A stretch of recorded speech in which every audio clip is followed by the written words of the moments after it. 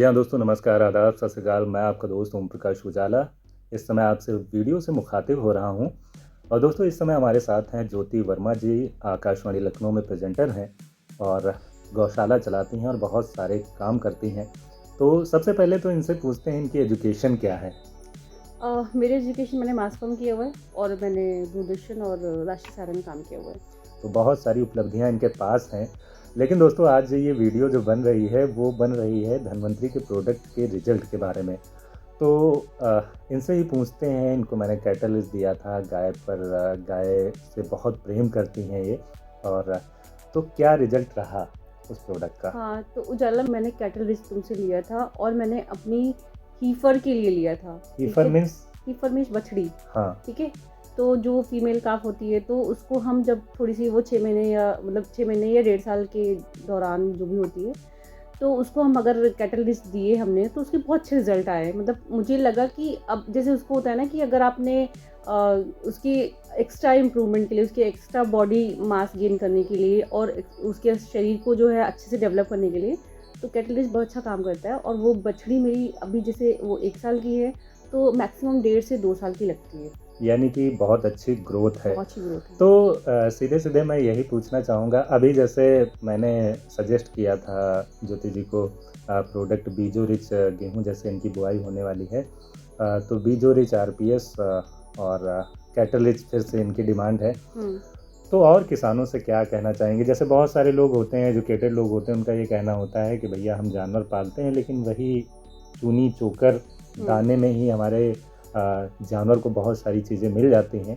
हालांकि ये प्रश्न इसलिए आपसे है क्योंकि आपने, जैसे मैं जानता हूँ कि 26,000 लीटर दूध आपका पर डे का बीएमसी के द्वारा प्रोडक्शन है, कलेक्ट करती हैं।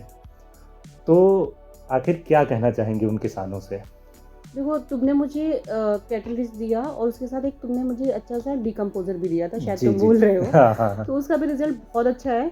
तो जो किसान भाई गाय भैंस पालते हैं और फार्मिंग करते हैं, तो उनको पहले सबसे पहले ये देख लेना चाहिए कि जो भी चीज़ें दे रही है, जैसे नेचुरली वो जो दे रहे हैं मतलब अपनी गायों को या खेतों को, उसके अलावा अगर वो जितना भी एक्स्ट्रा कर सकते हैं, कुछ भी एक्स्ट्रा, जैसे कुछ अच्छा प्रोडक्ट है तो दे सकते हैं, वो करें उसको। ठीक है, तो उसमें जैसे हमने बीज का शोधन कर लिया, तो हालांकि बीज वो भी जर्मिनेट होगा जो नहीं शोधित किया है। और जो तुमने जैसे जो भी मुझे बीज शोधन का बताया, अगर हम उससे करेंगे तो क्या हो गया ना कि उसकी अच्छी सी, एक तो वो अच्छे से उसके स्प्राउट्स आएंगे और उसको अच्छे से, मतलब वो अच्छा पौधा तैयार होगा, एक हेल्दी पौधा जिसे बोलते हैं। मेरा प्रश्न ये था, जैसे कैटल रिच किसान को इस्तेमाल क्यों करना है? हाँ, मैं उसी पे आ ही रही थी। एक्चुअली जैसे हमारी बछड़ा है, ठीक है, फीमेल काफ है मेरी, और हम उसको दूध दे रहे हैं, मतलब भरपेट दूध दे रहे हैं, और हमें मतलब अपने उसके योग्यता अनुसार हम उसको खिला रहे हैं। बट क्या होता है ना कि मतलब हमें और प्रिकॉशन उसको, मतलब उसके हेल्थ को ध्यान में रखते हुए इसलिए सप्लीमेंट्स देने चाहिए, ताकि इन केस कभी कोई ऐसी प्रॉब्लम आ गई कि हाँ, जैसे फीड में कोई कमी हो गई, ठीक है, या हम उसको हरा चारा नहीं दे पाए, तो वो जो भी हमारे पास जो प्रतिकूल जो भी परिस्थितियाँ होती हैं, उनसे निपटने के लिए हमें ये सप्लीमेंट्स देते रहना चाहिए रेगुलर। और कभी कभी हम ऑल्टरनेट भी, जैसे 6 महीने दिए, 6 महीने नहीं दिए, जिनके किसानों का बजट के हिसाब से, ठीक है, तो ऐसा कर सकते हैं मतलब। देखिए ज्योति जी से मैं इसलिए भी प्रभावित हूँ, हालांकि इनका जैसे मिल्क का काम है, तो इनसे एक दिन बात हो रही थी और इन्होंने बताया कि जो दूध हम देते हैं वो अगर हमारा बच्चा पीता है तो उसको भी वो समस्याएं ना हो, इसलिए जो मिल्क हमारा जाता है, बहुत सारे बच्चे पीते हैं तो उनको भी उतना ही शुद्ध जाना चाहिए। बिल्कुल। तो ज्योति जी, मैं पूछना चाहूँगा, जो बीएमसी का जो दूध है वो किन किन कंपनियों तक आप भेजती हैं? देखो, ज़्यादा बीएमसी का कॉन्सेप्ट ये है कि हम किसानों से मिल्क लेते हैं, लेते हैं। ठीक है, और फिर उसको हम चिल्ड करते हैं, और डिमांड के हिसाब से हम प्रोडक्ट बनाते हैं। और जो चिल्ड मिल्क होता है, ठीक है, विदाउट एनी प्रिजर्वेटिव या ऐसे जो भी हम लोग बोलते हैं कि हाँ इसको सिर्फ चिल करते हैं -डिग्री पे, उसके बाद में हम उसको टैंकर से भर के, ज्ञान नाम तो नहीं ले सकते हैं, ले ठीक सकते हैं, है, कोई दिक्कत तो नहीं। ज्ञान और आनंदा, ठीक है, ज्ञान आनंदा, हाँ, यानी कि अब बड़ी काफी कंपनियों को, बड़ी कंपनियां हैं। तो उनको सेल आउट कर तो ये देते हैं। आपका पर डे का काम होगा? हाँ, ये एक सिंपल प्रोसीजर है, जिससे कि मतलब जैसे होता है ना कि आप 30% का, अगर आपके पास कोई बाई प्रोडक्ट आ गए, जैसे खोया, मिल्क, पनीर, जो भी ऑर्डर्स आए हमने बनाया, और हमारे पास जो बेसिक काम है कि हमें ज्ञान को दे देना है और आनंदा को दे देना है बस। अच्छा, जो डीकम्पोज़र की बात चल रही थी, हमारे यहाँ जो कंपोस्ट रिच आता है, हम्म।